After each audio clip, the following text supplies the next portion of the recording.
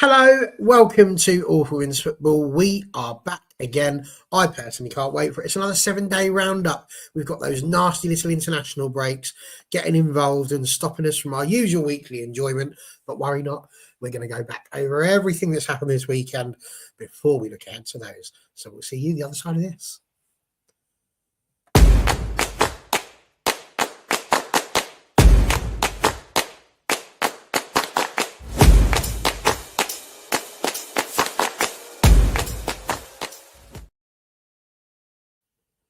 Well, hello again. Welcome. We are back once again, and we've had, some pretty big moments happening this weekend. We're going to run the rule over most of them. I can't guarantee we'll touch absolutely everything, but we'll see what we can do, aided by this rather wonderful panel, which we have around us. Here, we'll start just here beneath me. She's back again. We can't keep her away. It's B. How you doing?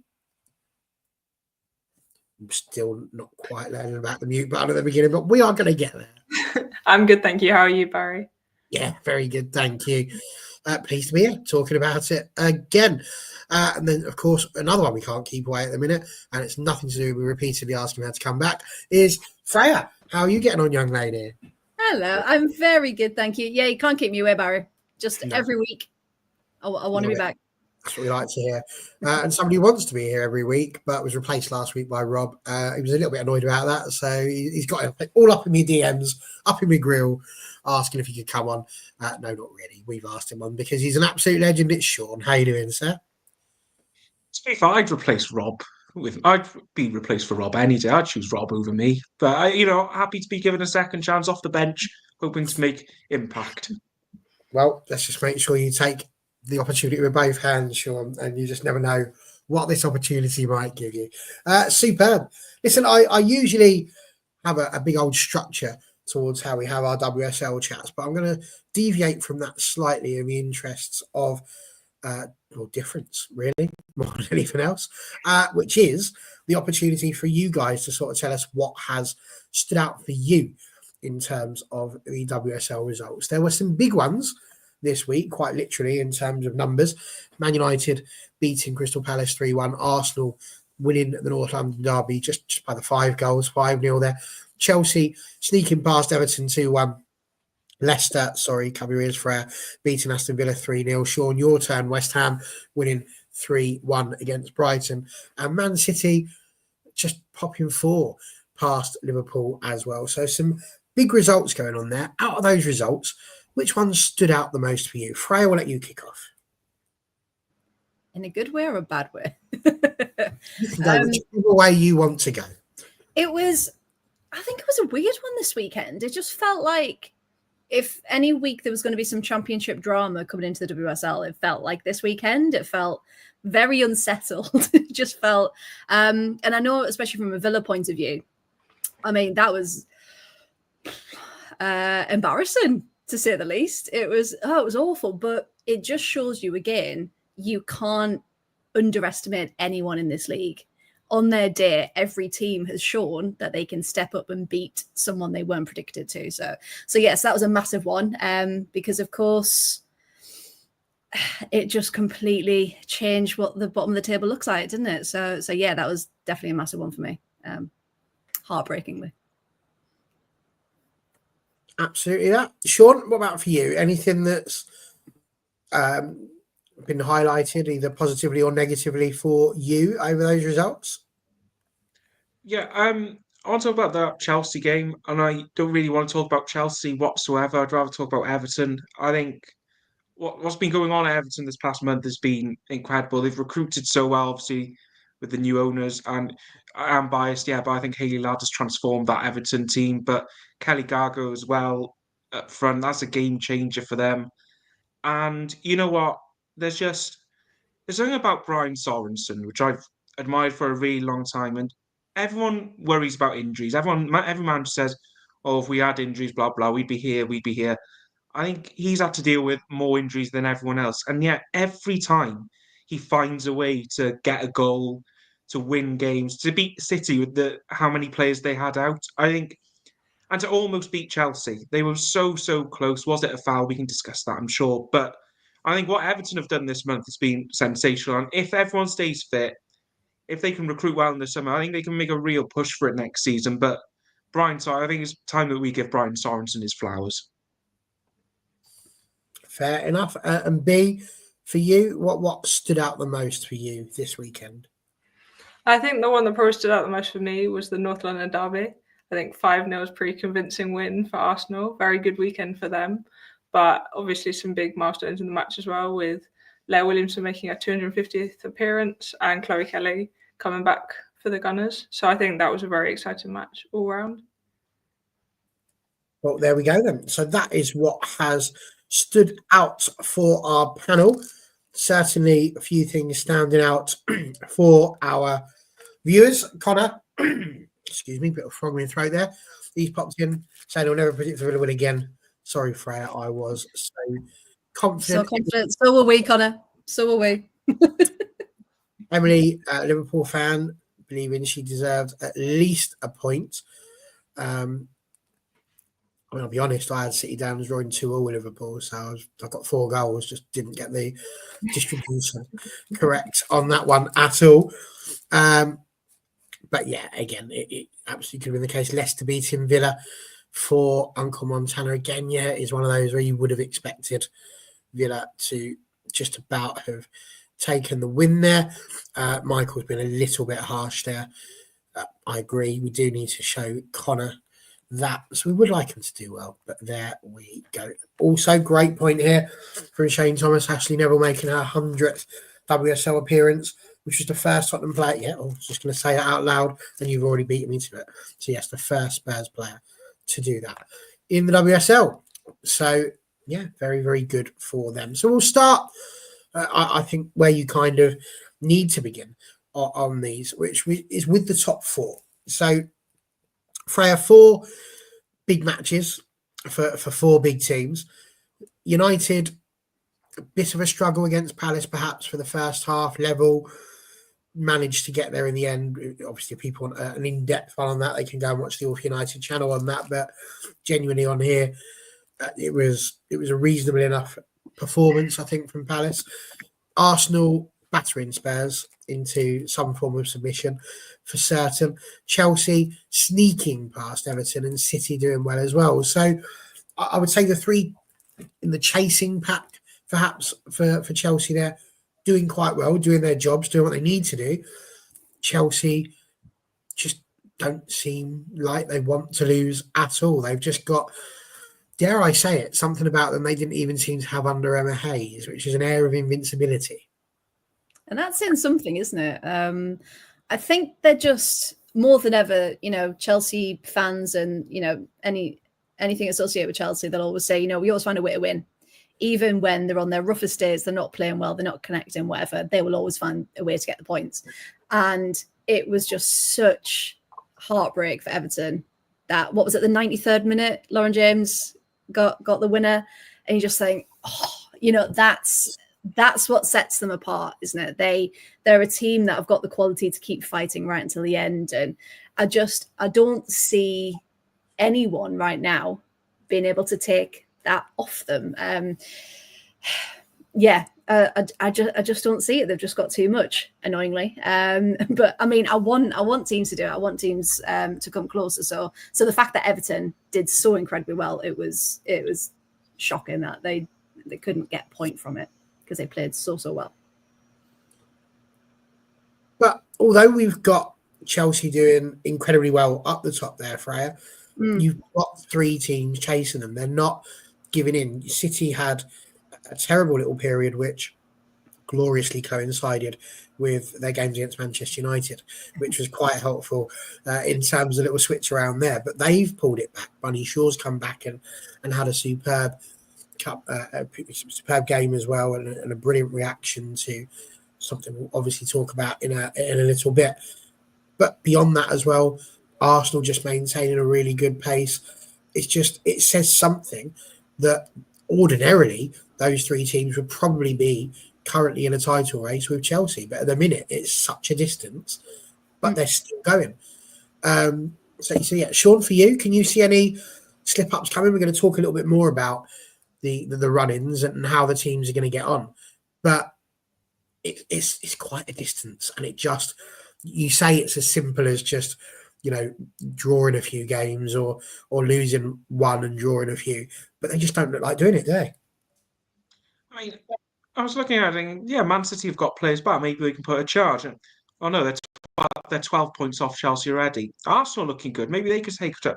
Oh no, they're 10 points off Chelsea already. Like, it doesn't matter. It doesn't matter. And dare I say, I think Manchester United are in the best place to put a title charge, which I think tells us everything that we need to know if Mark Skinner is the manager to lead the charge. But on the game yesterday, I think Bonpastor was a little lucky. I think she tinkered a little bit too much, perhaps. I think Lawrence and Bombe in the defence was another. There was just, I think she maybe got away with one a little bit, but you also create your own luck, and Chelsea certainly did that. And it's just a sign of champions. I think I said after the Arsenal game when they won at Stamford Bridge, I can see them. They'll go unbeaten. I see no one taking points off Chelsea now, and they can afford draw. They can afford a draw. They can afford a draw against Leicester again, maybe 2-3 times, and they'll still be enough for them to win it. So it just is what it is. When you've got an animal like that at the top of the league, just good luck trying to stop them.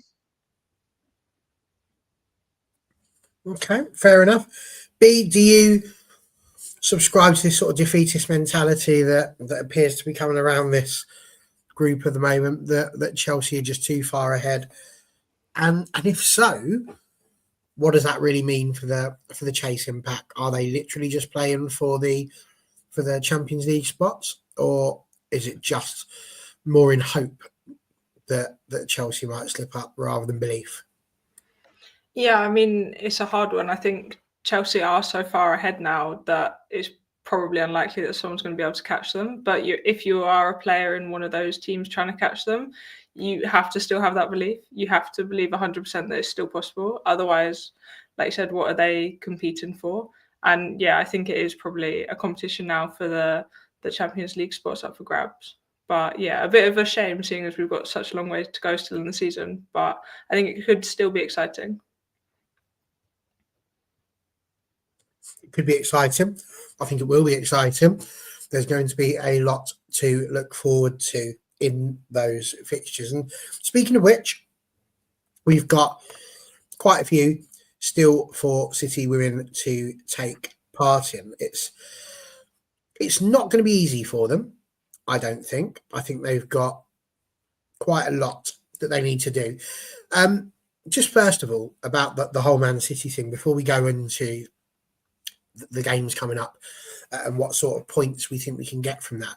Just a word on Bunny Shaw, please, Freya, really, because it's a sad state of affairs. Last week we were sat around this very same table talking about just the misogyny that is still within women's football and the various different talking points that brings up.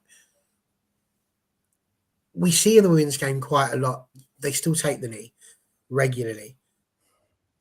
It's just, I'm struggling to find the words really, because I can't quite comprehend that in 2025 people really give a hoot really about people's skin color, but yet still we've got people out there who just can't differentiate and really show their intelligence. You know, I can remember Chance used to be quite good, quite intelligent about people when you wanted to try and take the mickey out of someone. It's just not there anymore. How good was it for her to come back, having taken a bit of time for her own mental health, come in, banging a couple of goals. She gave the Black Power salute, fair play to her, and really the perfect way to sort of give it to her detractors. Yeah, and I think, like we said last week, you know, there are some horrible people in the world, and what it needs is for us to keep speaking about it, for everyone who has a platform, who has a voice, to keep calling it out, but call it out for what it is. Like Shane's put in the chat there, you know, it was blatant racism. That's what she faced, you know, along with the misogyny and along with the homophobia that gets thrown out there as well. I get clubs putting out statements and other players coming out with statements, but they need to call it out specifically, because I think sometimes if you just put it under the cloud of abuse and harassment, that could be a myriad of things, couldn't it? But if you start calling it out for what it is, and people will start taking notes or being more specific about it. And I know Lotte Wubben-Moy is very good at doing that, and, putting some, really, again, intelligent words together to say, look, this is not acceptable. So the fact that Bunny, had the chance to take some time for her and just come out, and you saw as soon as her fist went in the air, that was exactly what that goal meant. And it was showing everyone, no matter what, these idiots say on the internet, she is a phenomenal football player. And that's exactly why she's on the pitch, why she plays for City, why she's such a fantastic name and such a big name in the world of women's football. And she's going to keep doing it if, regardless of what's going on the outside, but the reality being it shouldn't be happening. So we need to keep calling it out when we see it. And especially in the women's game, we've said before, you're not the type of people we want if you're going to be throwing that horrendous abuse around. So I'm so chuffed for her. She could come back and show people exactly what she's made of. Yeah, no, absolutely. And this, I think, sort of encapsulates what I was trying to get out there. Is that even within women's football, which prides itself on its openness and its ability to be so inclusive, it's still there, and it's not a good thing at all. Sean, what did you make of Bunny's return and the way in which she managed to stick two fingers up to people without actually putting any fingers up at all? Just watching, I just thought, good on you. Just good on you for doing that. Like, she is one of the world's greatest strikers. There's no doubt about that. But I think that first goal in particular, the way she took the ball down, turned, fired it in, and everything that followed with the celebration, it was just like, yeah, that's it. And what Freya was saying about we don't really tackle the issue, and you look at what the WSL put out in their statement, they talk about the racist abuse Bunny Shaw suffered alongside the Millie Bright incident where someone called Millie Bright crap and Bunny Shaw had racist abuse. If we're not going to differentiate, if we're going to lump those two things together, if we seriously think those two are on the same level, that's the problem we've got. That's the problem. If we're going to think, oh, it's all the same, no. Call it out for what it is. Take the steps to challenge it. But on Bunny herself, just good on her. Just good on her. And it's just so nice to see her scoring, back playing football, and hopefully she can continue doing it. Absolutely. B, anything to add to the conversation there? Yeah, I think her reaction's been amazing. That's exactly what you want to see. But you can only imagine the abuse that she was receiving for her not to be able to continue doing her job. Like, the amount of abuse she must have been receiving for it to get to that point where she has to step back from football and take time away from the game is insane. So I think we'd all forgive her if she had a bad performance or wasn't able to play again. So I think it's just incredible that she was able to step up and play as well as she did and score 2 goals. I think that speaks volumes of herself and her character for sure. No, absolutely. Tend to agree with that. So let's take a moment then, shall we? And use our crystal balls, our ability to actually consider properly and without bias what could potentially happen. Because we've got people saying, possibly reasonably, it's not defeatist. They're going to win it. It's reality.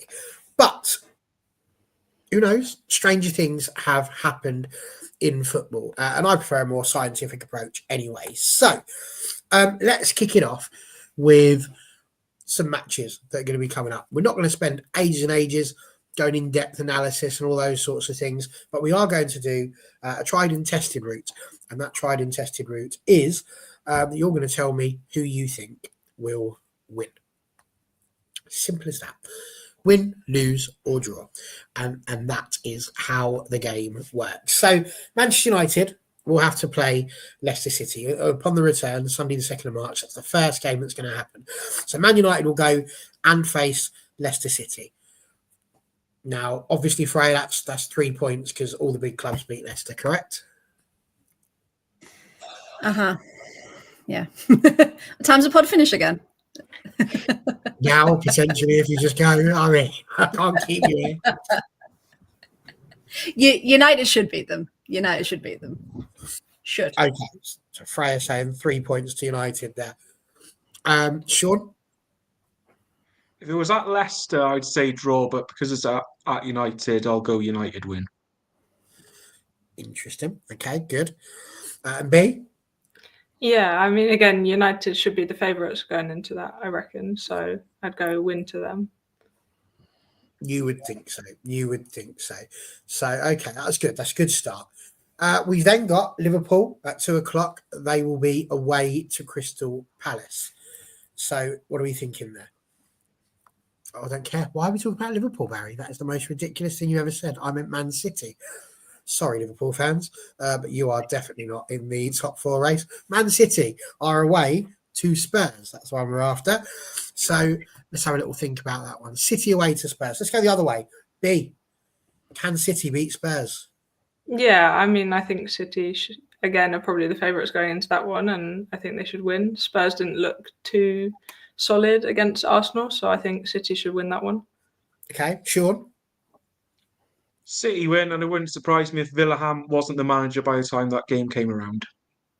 Which is mad because this time last year we were all talking about how good Villaham was doing and how Spurs were looking so good. They've made it into the FA Cup final, and honestly, it's not gone well for them since, has it? Freya? Yeah, I can't see anything but a City win. Spurs might rally a little bit, maybe, higher in the belly after this week, but I can't see them doing enough to get past City. Okay, interesting. Chelsea will be away to Brighton. So, Sean, 3 points Brighton, right? You could drive a double-decker bus through that Brighton defence. It's not existent. Easy 3 points to Chelsea. 3 points to Chelsea. Fair enough. Freya, 3 points. Yeah, Chelsea. Oh, Nikita Paris. Maybe not. Because Nikita Paris is just on such good form at the minute, but she can't win by herself, can she? So, I mean, they might get something back, but yeah, again, Chelsea going to take, aren't they? Fair enough. B? Yeah, I agree. I don't see Chelsea dropping points at the moment. Is that just going to be 3 points for everyone? We'll find out when we get to it. And of course, Arsenal will have West Ham United at home at the 5:30 kickoff. B, you can kick off with that one. Arsenal 3 points against West Ham. Yeah, I think so. I think Arsenal will get the 3 points there. Okay, Freya? Yeah, I think so. Arsenal, again, they're just playing very well at the minute. So I can't see West Ham being able to take advantage of any sloppiness. So yeah, Arsenal again. Okay, and Sean? It's at Meadow Park, which makes me think West Ham could do something. They can frustrate them. I think they're on the up. But I do think Arsenal will find a way and get 3 points. Okay, very interesting. So that leads me, whilst I'm just picking up some of the other matches there, nobody thinking that the international break will have too much of an impact on any results as the teams come back? I mean, you look at Chelsea, for example, you could feasibly say after the international break, they get Sam Kerr back starting and they get Naomi Girma starting. Like, your best defender in the world and one of the best strikers in the world could come back and boost Chelsea even more. Like, it's a joke, really, when you think about it. So if Chelsea get those two players starting, it's over. It's over. No one's gonna pick up any points against them. Okay, very interesting. Gals, anything to add to that? Not gonna lie, I got a bit distracted by looking at where the She Believes Cup is this year because I was thinking about internationals. I do listen, I promise. Okay. But Sean's brilliant, so I agree with everything you just said. Fair enough. Be very interesting. B? Yeah, I mean, as long as there's no major injuries in the international break, I don't think that it's going to have much of an impact on the league and the performances at club level. Which seems reasonable. So then let's take it to the fact that that same week, on the Wednesday, the 5th of March, so just 3 days after playing, City, as we said, would have just played Spurs away. Chelsea would have just played Brighton away. So a little bit of travel for both of them, more for City than for Spurs. On the Wednesday, City will go away to West Ham. So what do we think about that one? City away to West Ham. Again, it should be fairly straightforward. West Ham again might be able to do something, but yeah, there's just something about City. Again, there's something about all the top four, isn't there? That they've got potential to. Okay, interesting. So we're seeing West Ham lose there. B. Yeah, I mean, I'd agree with Freya there. I think City probably will win that. West Ham are doing all right, but I think City are probably the favourites. Sean. I can see them dropping points there. I think West Ham at home, different beasts now. I think some really good signs. The team's coming together. I can see a midweek City just not firing, and West Ham capsize that. I could see West Ham getting a point at City. He's gone for a point. It's the first person to suggest points might be dropped. Will that continue as Chelsea are at home to Leicester on that same evening? Sean, straight back to you. Well, obviously they drew at the King Power, and it's like, oh, can they do it again? And the answer's no. I can't see it happening. 3 points to Chelsea. Freya. Yeah, Chelsea at home. It's got to be 3 points, hasn't it? B. Yeah, I agree. I just don't see them dropping points at this moment in time. Okay. Well, they'll have a little bit of a break. There's nothing happening on that weekend. Then Arsenal will play on the 14th of March away to Everton. So what are we seeing here? Are we seeing Arsenal getting 3 points away to Everton, Freya? I don't think so. I think Everton might be able to get something there. They got last-minute winner last season at Walton Hall Park. I'd love them. I mean, I'd love them to get the win. Let's just put that out there. I'd love them to win. But yeah, I think if anything, I think they can get the points. Yeah, really good chance. So you're going 3 points to Arsenal? No, points each. Points each. Point each? Yeah. Okay. Sean? Yeah, I'm saying I think that's a draw. I think this Everton team are really different now. And we've got to remember, they got a 0-0 draw at the Emirates with a side that's much weaker than what they've got now. So, yeah, I'll go with a draw there. Okay, fair enough. B? Yeah, I mean, I think it will be a close game. I'm biased, but I'd love Arsenal to win that one. But yeah, I think it might be a close one, and a draw is probably a decent prediction. Everyone's gone for a draw. Wowzers. Okay, right. Well, big implications in the top three with those matches. And of course, Manchester United will be away to Liverpool. I know that Emily Moxham in the chat will be expecting Liverpool to take 3 points from Manchester United there. But what say you, B? Can you see Manchester United losing to Liverpool? I think probably not. I think Manchester United will probably win that one, to be fair. Okay. Freya? Liverpool are just really all over the place at the minute. Sorry, Emily.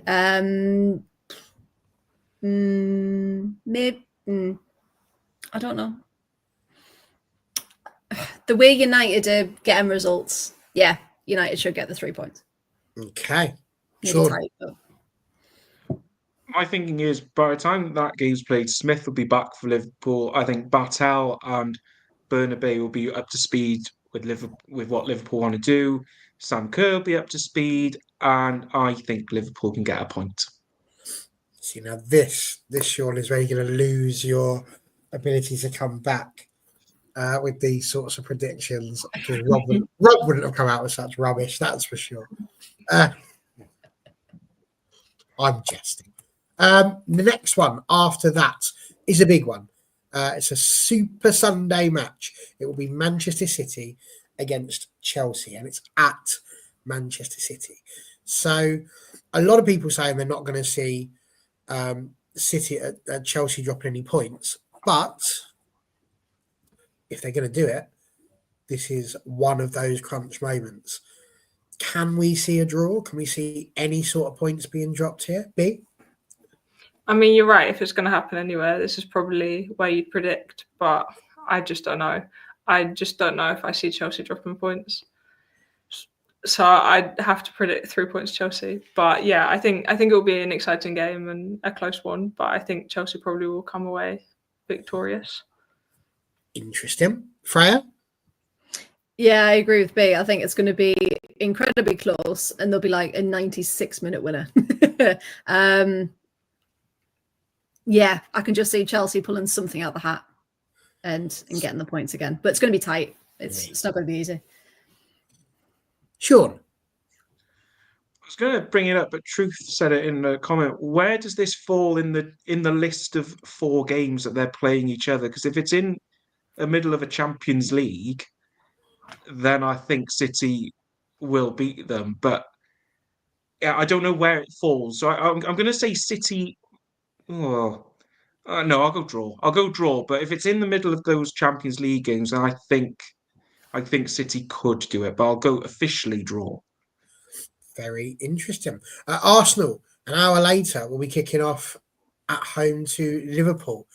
I presume, based on your previous one, Sean, that you'd be calling that one a draw as well. No, because Arsenal are better than Manchester United, so an Arsenal win. I know. Absolutely fuming at that answer. It's actually gone 3 point. I can't believe I asked you on it. B, talk to me.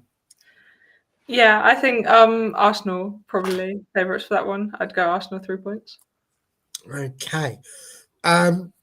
Freya, Sam Kerr's up to speed, Smith's back, all of those things. But apparently Arsenal to get the 3 points for 2 of the 3 of you. What do you reckon? 3 out of 3? You know what? I'm going to go draw. I'm going to mix it up. I'm going to think, me at Enderby gets something no one's expecting and maybe throws Arsenal for a loop. Yeah, why not? Let's get some magic back into it. Invite it back. Manchester United will be, this is where it goes wrong. Manchester United will be away to the mighty Aston Villa. Hey. Freya? Oh, Villa are winning 10-0. I don't know what you're talking about. It's all coming to a head in that match. You know what? The last time we played at Villa not Park, a happy hunting ground for Manchester United when they are in title races. I still have nightmares about Martha Thomas just missing the post when it was easier to score than miss. But go on, what do you think? No, I think Villa are looking, despite whatever that was at the weekend. The games before that, they were looking quite steady. So I think if I'm going to go draw, I'm going to go draw. Draw. Interesting. B? I think probably Man United, I'd say. I think they're probably 3 points there, but I don't know. Maybe a close one, that. Okay. Sean? There was the thing about the French rugby team. It was always what France are going to turn up, and I feel like it's what Aston Villa are going to turn up to this game. And because I just can't judge them, I'll go with a United win. Okay, putting it back. Just so you know, this has been put in by Uncle Montana, good lad. He has said that the game you were talking about, the Chelsea City game, is the 3rd game. So it is right in between the 2 Champions League matches. Just loving all the different names. Sandwich Cup is better. You know what? If it's the 3rd game after the Cup final and the Champions League game, I could see City winning that. So then 0 points for Chelsea. Yeah, I'll go. I will change my mind there. Freya B, not changing your minds on that one. No. Okay. Just making sure everybody's got the same information. That's all. Okay, so that's Manchester United there against Aston Villa. And then we get all the way to the next Sunday. Manchester United will be at home to Everton. You've all been bigging Everton up quite a bit. What do you see there? United at home, LSB. Sean. Draw. Just when you think you're coming back in, they throw you back out again. Raya. I'm going to have to go draw as well, you know. I think they've got it in them. Well, it's been a lovely show, everybody. Thanks for joining us. B? Yeah, I mean, I think it will be a close game. So again, probably we'll go draw as well. Well, see, this is more like it. Yeah, 3-0 to United. Exactly that. I hope you talk about this game, Emily. Knew I could trust you. Man City will be away to the minuscule Brighton and Hove Albion. What do you reckon, Sean? It'll all be a matter of will Dario figure out a plan B, or will he just stick to doing plan A, and then when plan A doesn't work, we'll just do plan A better. I don't think he will figure out plan B, so I think an easy Man City win. Man City win. Lovely. B? Yeah, I mean, I'd agree with Sean. I'd say Man City 3 points. Freya? Yeah, I'm going to have to agree. City for the win. Okay. 3 points. Chelsea will be at home to West Ham. Just speak now if you don't think it's 3 points to Chelsea. That's a much easier way of playing that game. Lovely. And then, of course, Arsenal will finish March by facing Crystal Palace away. B, how do you see that going? Yeah, Arsenal are definitely the favourites there. I think they'll get 3 points. Sean? I'm never predicting Crystal Palace to win anything, so 10-0 Arsenal win. Yeah, he's definitely at the bias getting away there. Freya? Just for that, I might say a Palace win. No, I would love Palace to get a point because they've got Elise Hughes back now. They've got some firepower back. Yeah, let's say a point. Why not? Points each. Yep. Oh my giddy aunt! It's got to happen at some point. Why not? I'm only putting you down as 3, and then I'm like, oh, blimey, she changed her mind. Love it. Okay. Well, obviously, there's then another international break. Everybody comes back. City face Everton at home. Anybody think that's not 3 points to City? I'm on the fence. Lovely. Are you staying there and sticking with 1, or are you going to fall down on a side? Yeah, I'll stay on my fence. Points apiece. Point a piece. Very interesting. Okay. Arsenal will be at home to Leicester. Again, anybody here want to put up an argument for Leicester? No.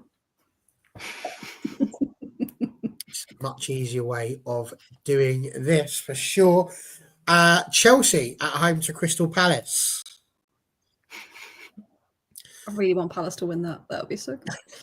But they're going to win that. Pretty much, don't we all? But it's not promising, to be fair. And Manchester United will be away to West Ham United. Anybody speak now, forever hold your peace. Sean, behave. I think United do win that one. That's fine. You can have that one. Oh, thank you. Okay, good. Everybody seeming to think it's wins across the board pretty much, apart from Freya on the Everton City game. Okay, a week later is when it all starts to come to a head, because all of those games that have taken place for United specifically, that's 5 games played. 5 games for everybody at that point. Then comes what can only be described as, if anybody's ever watched Gladiators, it's the gauntlet, isn't it?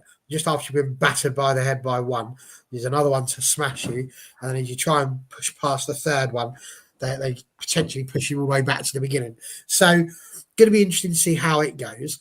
But this is where it really all begins. So, Manchester United at home to Chelsea, as it stands at 12 o'clock on that Sunday. Now, to me, throwing this across, not just as a United fan, but if United have managed to win all 5 of those games, so Leicester, Liverpool, Villa, Everton, West Ham, if they've got 15 points out of 15 from there, and if Chelsea have dropped points against Manchester City in that match, assuming that's the only one, they don't have an absolute brain fart somewhere within the season, this is a pivotal game because it could well be the game that Chelsea effectively go on to win the title because it will push everybody else so far behind them. Or it could be the game that pulls Manchester United a point away from Chelsea. So I've built it up. Don't just sit there and give it the old, Chelsea, I don't see them losing anything now to the end of the season. Be a bit more adventurous in your thinking. In those circumstances, is it dependent on if they've lost to City? Where do you see it being? Because to me, that moment there in April is the moment where we really decide whether or not Chelsea are champions. B, I'm going to let you kick off. I think even if Chelsea lose to Man City or whatever we're saying, I think if that loss does happen, I think that will be fuel for Chelsea. I think they'll bounce back from that. I think they'll go on against Man United and be more determined for the win because that, like you said, kind of seals the title almost for them.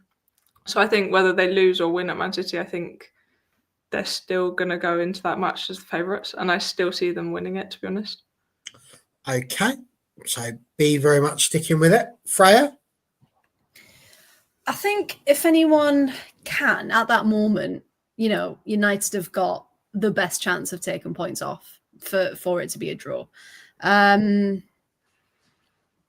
But yeah, it depends where Chelsea are Champions League-wise, where they're going through. But then again, they've got about 3 starting 11s in their squad. So does that really matter how tired they are? You know what? I'm going to go for a draw. Why not? Go for a draw. Okay, Yep. fair enough. United, why not? Sean? I'm glad Connor put it in the comments before I said anything. Do you remember last season, Barry, at Old Trafford? There was that big 6-0 win and United lifted the title at Old Trafford. I think they'll want to complete the little Manchester set and lift the trophy at LSV. Who's this again? Or could you... Huh? See, last season, Yeah. I remember big day in London, 4-0, Spurs, bop, brilliant evening. Season ended then, didn't it? Nothing happened after Sure. that.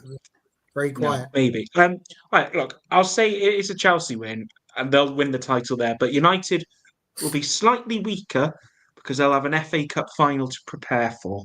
There, Ooh. I'll give you that little one. You can have that. Look where he's going.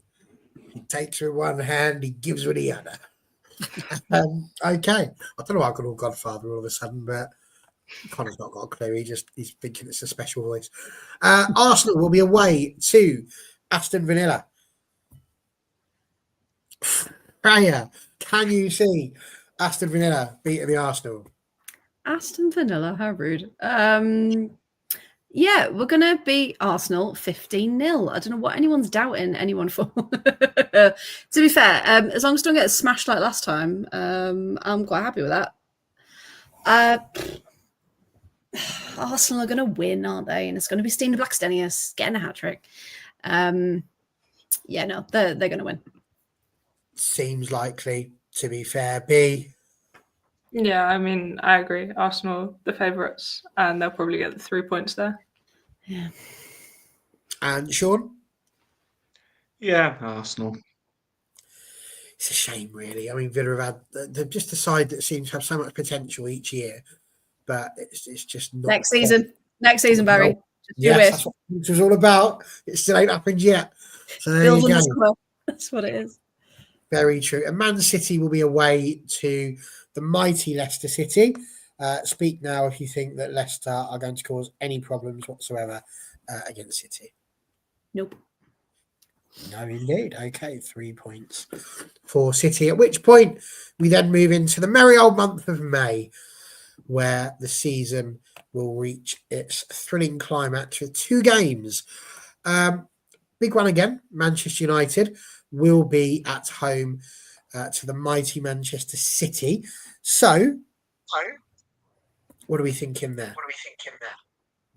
Isn't it Old Trafford? That derby's at Old Trafford, if I'm not More than likely, mistaken, yeah. which is a place you never win. So I'll go Man City.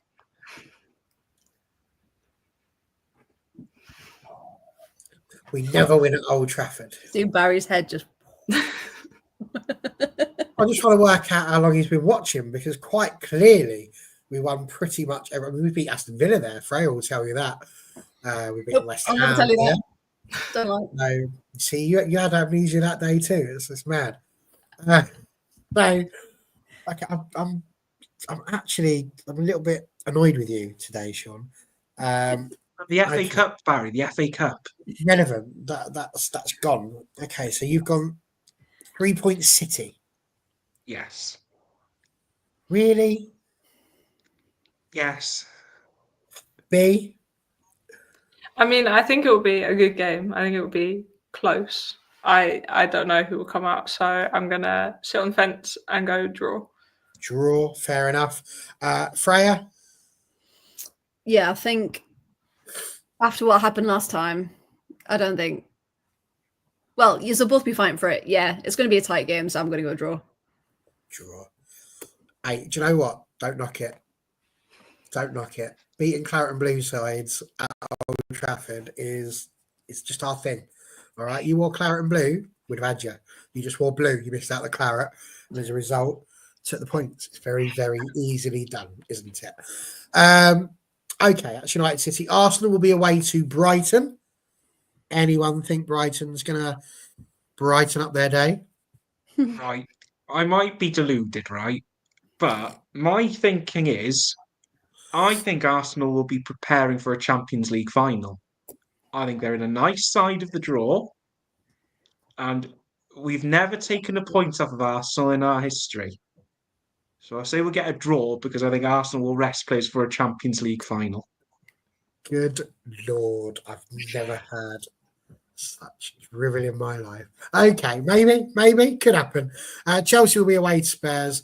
I presume, based on the current run of form from Spurs, that we are all just going to assume that Chelsea will potentially hand them a bit of a spanking. Yeah, okay. Which will take us to the final games of the season. And there's some big ones. So let's start with City at home to Crystal Palace. Anybody think Palace? Well, first of all, anyone think Palace are still going to be needing a win to stay up at this point? I don't think it's going to be as cut and dry as Palace going down. I think it's going to be a battle at the bottom. Just me. Okay. With Aston Villa? Or? At this rate, mate, yeah. It seems. Okay, so the other two think Palace will be gone by then. So does that affect your thinking then, Freya? Can you see Palace taking anything from City? I think they'll still try. I think, it's still pride at the end of the day, isn't it? So I don't think they're going to roll over by any means. But I think City will edge it, but I think Palace will still be fighting by that point. Okay. So 3-point City in the end. B? I think City will probably get the points. I think Crystal Palace will still be fighting even if they're down by then. But yeah, still 3 points. And Sean? Yeah, it's a City win. Okay. Very good. Chelsea will be at home to Liverpool. Anybody see anything other than 3 points for Chelsea? Okay, thanks for your input. Which leaves us with Arsenal against Manchester United. It's an away game. So Arsenal obviously at home. What do we reckon? Pot pickers? Will it be Arsenal? Will it be United? Will it be a draw? B.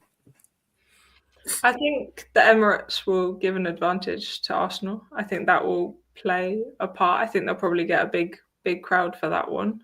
So I'm gonna go 3 points Arsenal, but I think it will be close. I think it will definitely be close. Interesting. There speaks a lady who wasn't there when Leslie Russo scored 7 minutes. When there was 7 minutes of extra time to be added on. I was, though. And what a wonderful moment that was. Best moment of the Emirates ever. Sean? I can see you getting a point. I'll go draw. Well, isn't that bloody generous of you? Thank you so much. I And know. Freya? You're welcome. Yeah, I'm going to go draw 2. Yeah. Okie dokie. Right, I'm going to do a little bit of adding up and sort of work out what you guys have decided is going to happen with the various teams there that we've just mentioned. So I'm going to put all that together and see where you have put the teams. But based on the other 2 matches that took place in the WSL as well, and what's going on with regards to Palace down at the bottom at the moment, it's been quite a moment, to be fair. As we say, Leicester and Villa, we had West Ham and Brighton. Those teams that are down at the bottom, a lot of you talking about Palace, they're probably already being down. But, I mean, Sean B, is there any chance anywhere at all that you can see Palace putting themselves out of? I mean, it doesn't feel like it is impossible. Surely it can't be impossible. I mean, I'm just checking again, but it's only 4 points between them and Aston Villa, and 6 between them and Leicester City. And you'd assume there's going to be games against them. If they can go the right way in those games, they've got the opportunity. I mean, the goal they scored against Man United was actually a really good goal. If they can channel a bit more of that, can you see any way of them getting out of it? That's to be and to Sean. I think the big positive for Palace, all joking aside about me wanting them to go down, but Elise Hughes is coming back at the perfect time. They've missed that figurehead up front, and I've seen what she can do in the Championship. I've seen what she can do for Wales. She's a physical presence. She can hold the ball up, but she's also got that quick movement. She knows where the back of the net is. As long as the recovery's gone well and she's firing, because you never know with an ACL what state someone's going to be in before or after. But if she can be anywhere near that form that she showed last season, then I think they do have a chance. And there are other players for Palace who are really starting to come good. I think Lily Woodham's been really good. I think it's got 3 assists now in the last 2 games. You've got Blanchard is always going to give you a chance. Potter in the midfield on loan from Chelsea. I think she's having a really good season for Palace. So if they're going to do it, they do have a chance. And they've got Villa at home as well, which I think is a big one. They've got Liverpool, maybe they get something from it, especially if Liverpool's still got injuries. So I think they have a chance. But if they don't get, I think someone said, if they don't get a couple of points before the next international break, then I think it's done. Yeah, I mean, I agree. I think there's definitely a chance. They're not relegated yet. Like statistically, with the points and everything, they can still stay up. But I think it's a hard one for them. I think it's going to be like a proper fight for them to stay in the WSL. And I don't know. If they manage it, I don't know if I see any of the other teams getting relegated instead of them. Like I just don't know. I hope they manage to stay up, but I just don't know if I see it happening. Freya, anything you'd like to add on the Palace thing? You were the only person that seemed to think they might still potentially be with a shout of staying up in their final game of the season. Why? They've got a proper fight about them. And, we've talked about Elise Hughes, we've talked about all of their, their creativity, their players, their tenacity for it. And the last thing we want for the game is for another team to yo-yo up and go straight back down again. So if any team can do it, I think they can. Just hopefully not the expense of Villa. But, at the moment, it's, if you can pick up the points, great. If you can't, then maybe, you deserve to go down. So it's hard.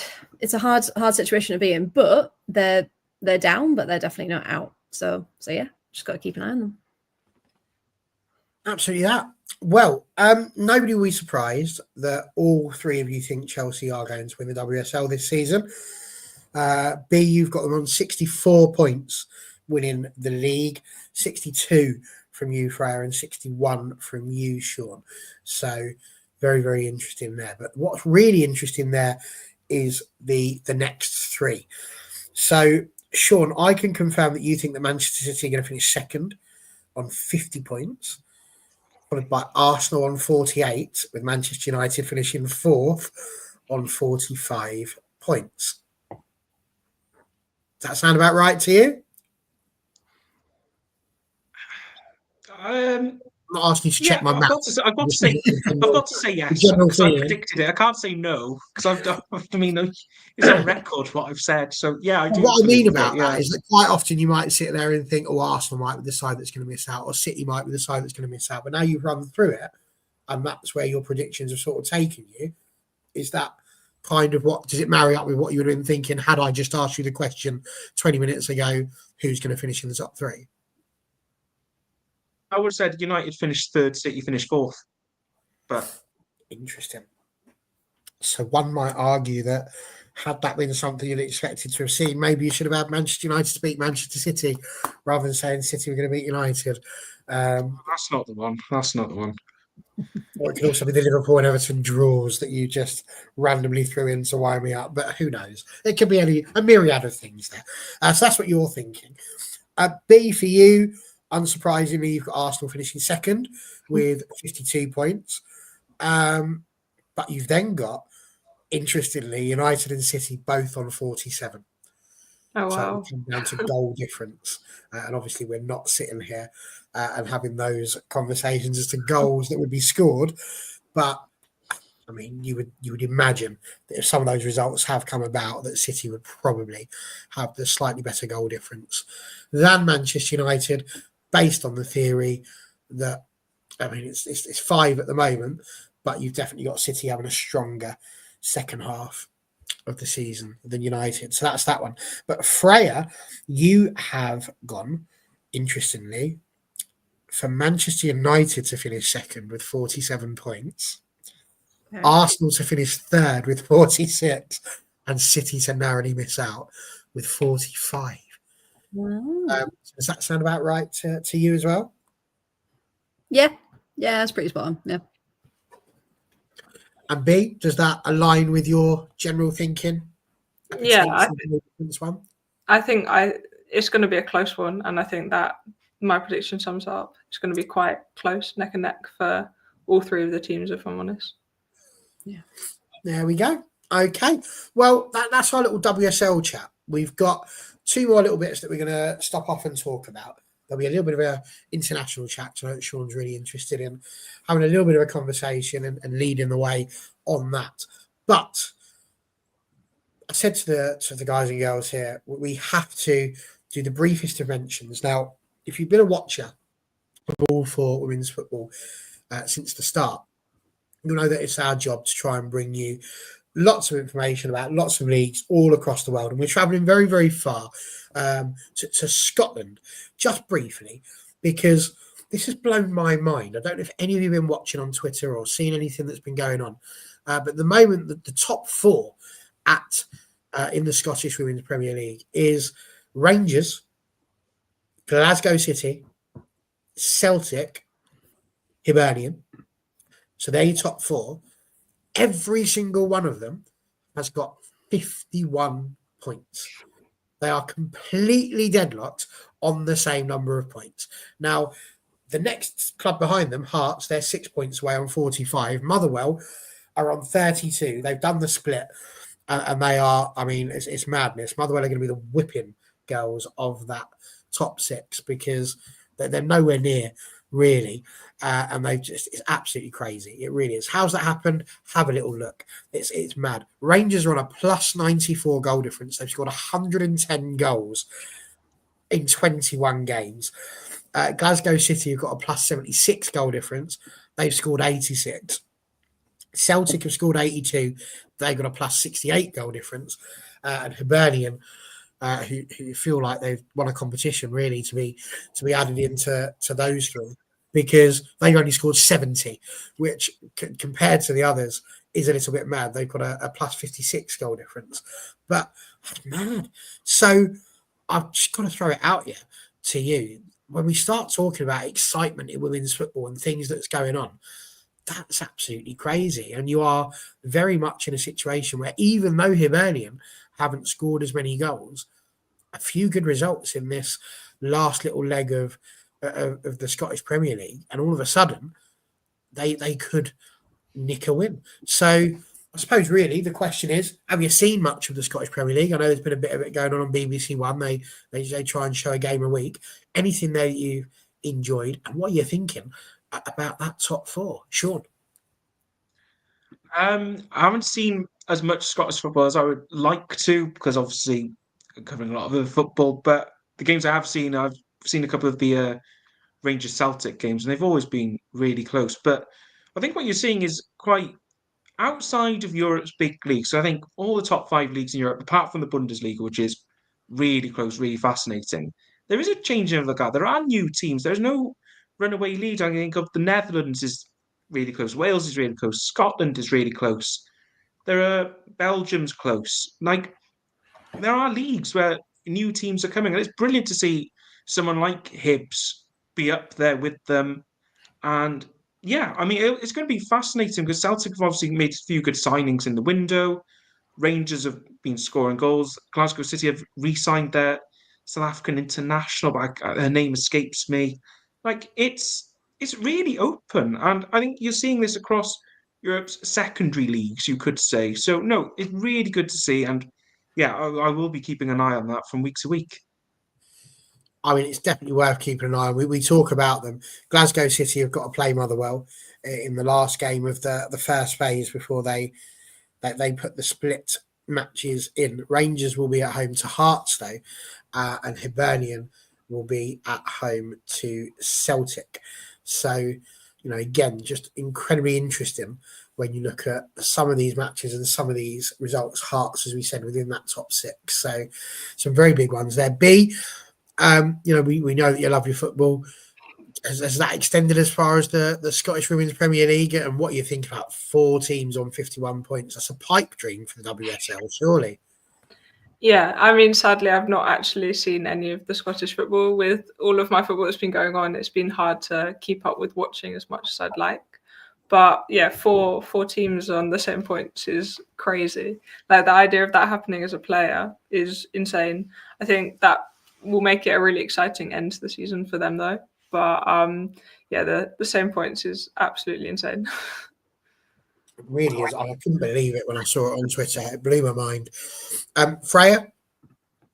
Yeah, I've only managed to follow a little bit because Liv McLaughlin, fantastic young player, another youth player that Villa's lost.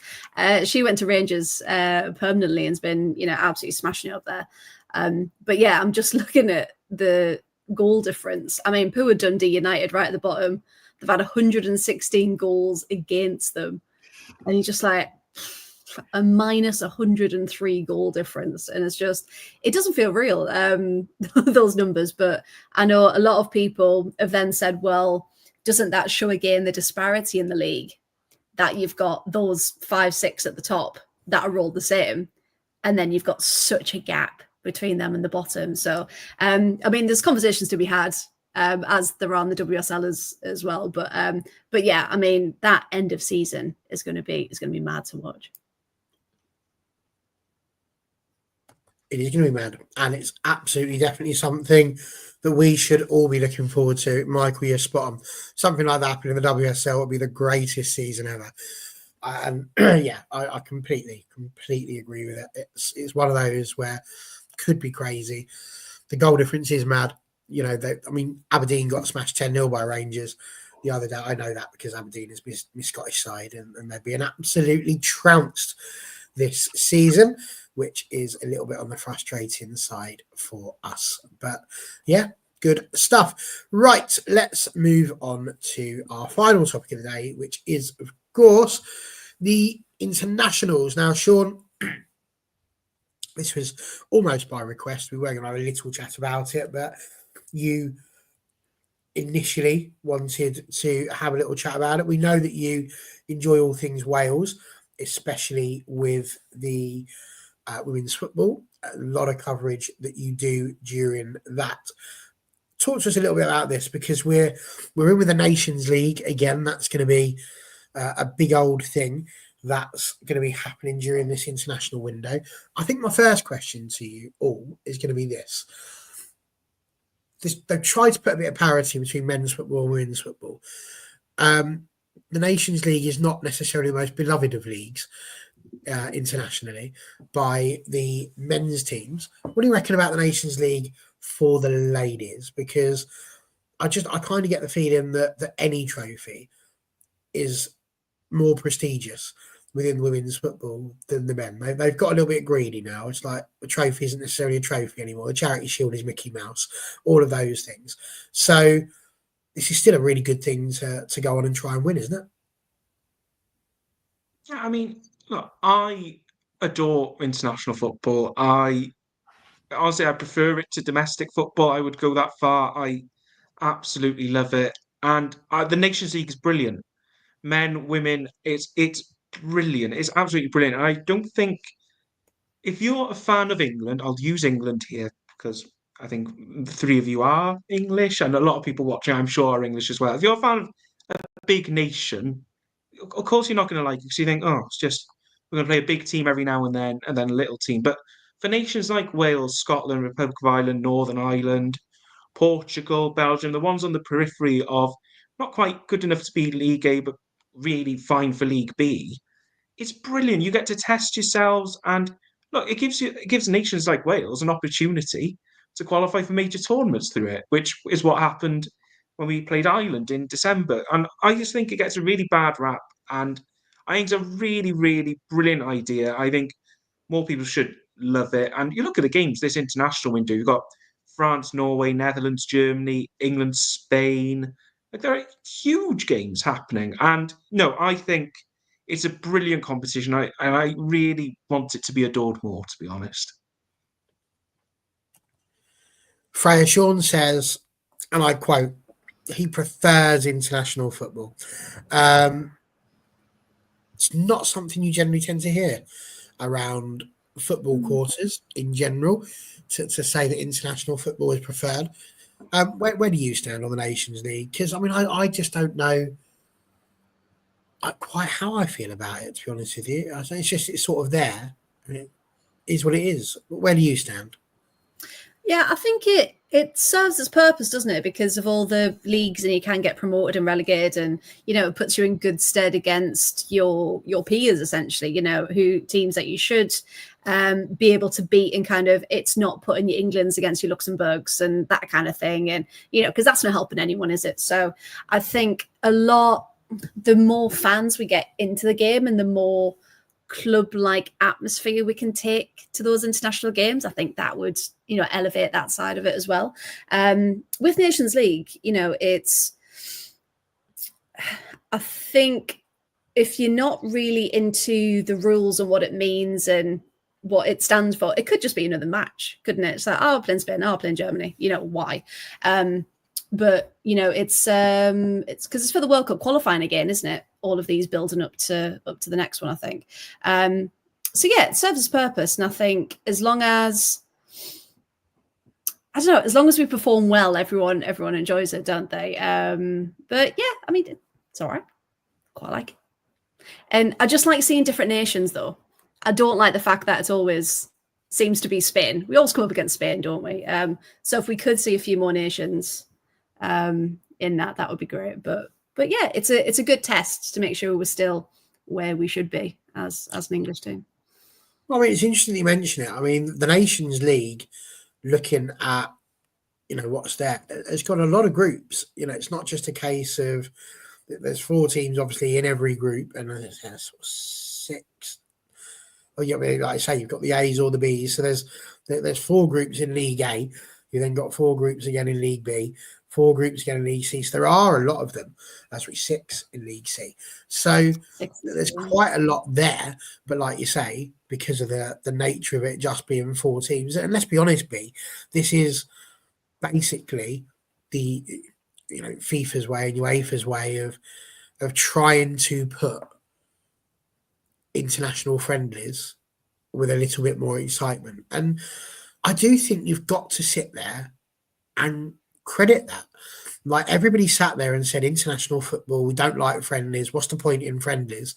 Well, actually, if you can create what is effectively a friendly league and a competition to go around that to add a little bit more prestige, that's surely the right thing to try and do. If you're going to have these matches, at least make them mean something rather than it just being another, excuse me, Sean, but another pointless time in the calendar. At least make it mean something.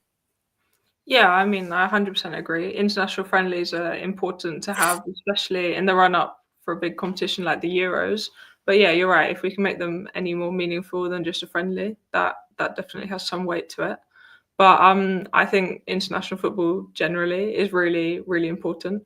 I think for the women's game, it's a great way to get new fans across into the women's game and the WSL. I think it's really a good gateway for that. So I think that I really enjoy the international football, if I'm honest. I think it's brilliant and really impactful for the country and the game. I'm just going to ask you to pop over to All United WFC next Monday, 7:00. Just so you can throw that into the chat, because the number of people that think that Mark Skinner's got Lionesses FC is quite something. I just think if you just drop that in there, you don't have to stay, just drop it in and then disappear. That would be, you stay if you want, I'm not kicking you out. But yeah, that would be quite an interesting conversation to see what's going on there. So Sean, you mentioned some of the matches. What's standing out for you? What should any, how do I word this? What should any person who maybe isn't thinking of watching too much of the Nations League, what should they look out for? What would be an absolute treat for them? I know you highlighted a couple of the games there. But yeah, tell us about that. Explain to us why you think the Nations League is truly important. A bit like I was saying with B there, it is just replacing friendlies. How important was it that they made it into a competition? It comes back to I'm really, really strong on this idea that if you're from a big nation like in England, a Spain, a France, a Germany, I don't think people necessarily get international football the same way as someone from a smaller nation would. Like, there's a real, because these countries are so large, there's so much population, and the games are all spread out. But in these smaller nations, like, you feel it. Like, you get giddy about thinking about going somewhere with all your people who share so much culture, the language, like, everything is there, and I just love it. But you look at these games, I think you mentioned France, Spain, not France, Spain, England, Spain. I think that's going to be a really good game. Netherlands, Germany, I think that could be a preview potentially of a big European semi-final. Potentially, I think both have got a really good chance. France, Norway. I know Norway are a bit of a mess, but I think France equally have been a slip up with them. Scotland have got to play the Netherlands. I think that'll be a really good test to see where Scotland are, but no Aaron Cuthbert. And in League C, I'd really want to point out Gibraltar. Gibraltar are going to play their first ever competitive game as a nation. They've got Moldova, but again, it's those small nations that don't get a chance. And to have a team like Gibraltar play their first game in a Nations League against a team that's going to be of similar quality, I think that's what it's all about.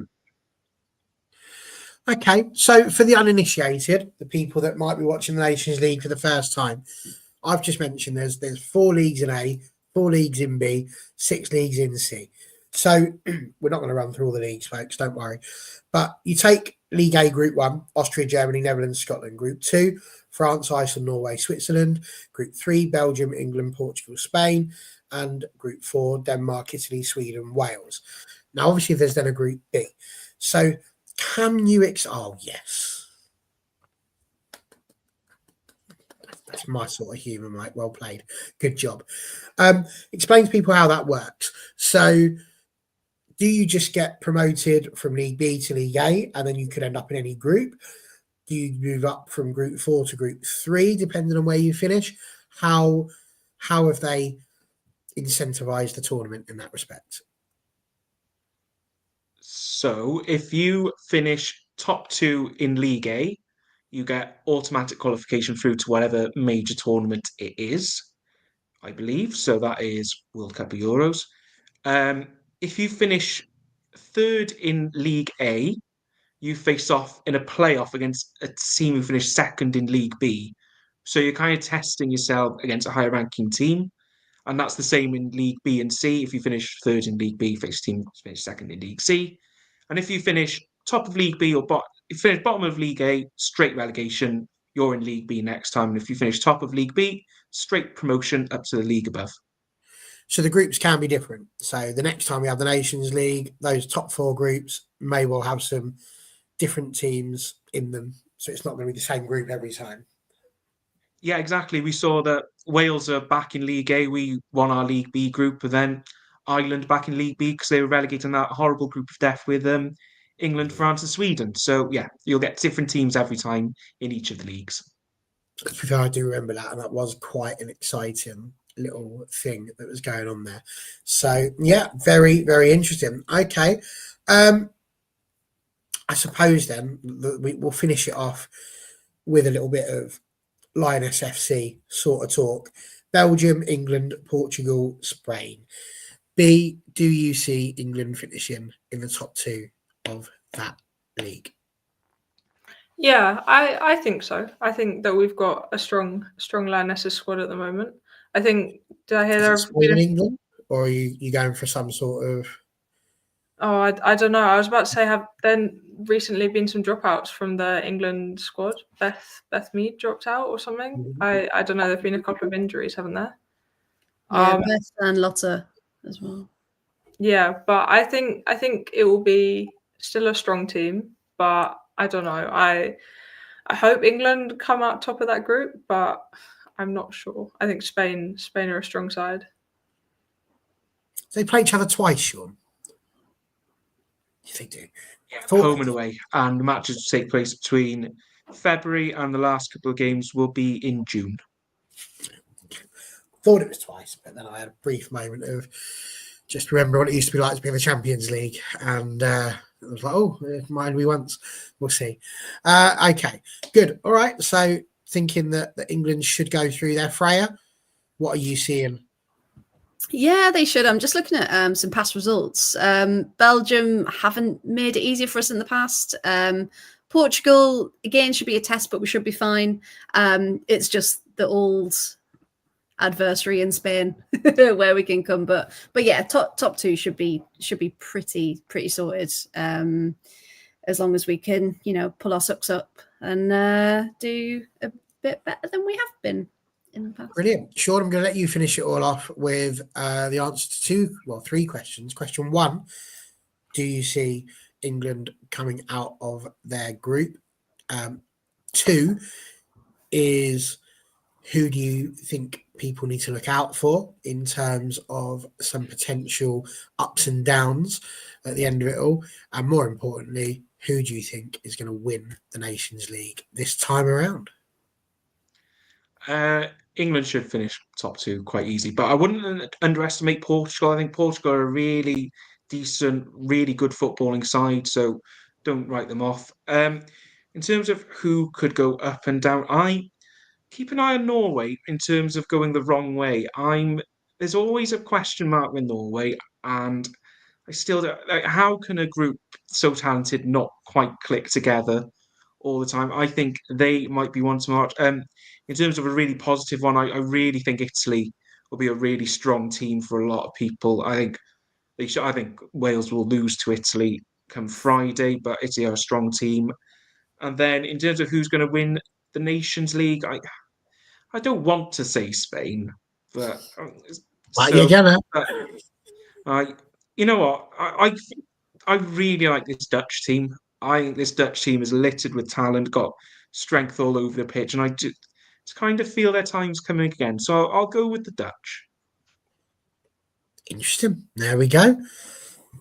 You two want to have a go at shouting who you think's going to win the Nations League before we finish? To win it. I mean, It's not even started yet. We've got no idea of the form of anybody, but yes, who do you think's going to win it? I mean, we'd love to say, back-to-back champions, wouldn't we? But there's so many strong teams out there. Dutch team is so strong. There's too many names. Come back to us in a few weeks, Barry.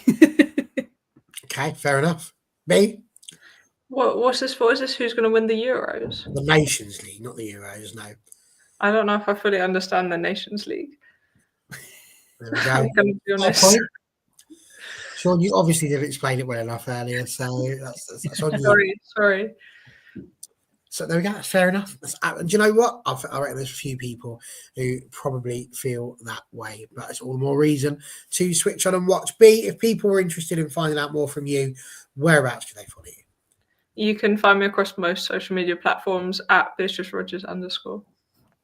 Smashing. Freya, where could people find you? Yeah, you can find me, here now on a Monday. No, you can find me at 2 for 2 rights across pretty much everywhere, or at the whole 115 yards. Indeed. And Sean, as the only person who said that Manchester United were going to finish out of the top 3 today, anything you'd like to say in your final appearance on the show? For the lovers and the haters, you can find me on Twitter and TikTok at Sean Misra. I look forward to hearing your comments.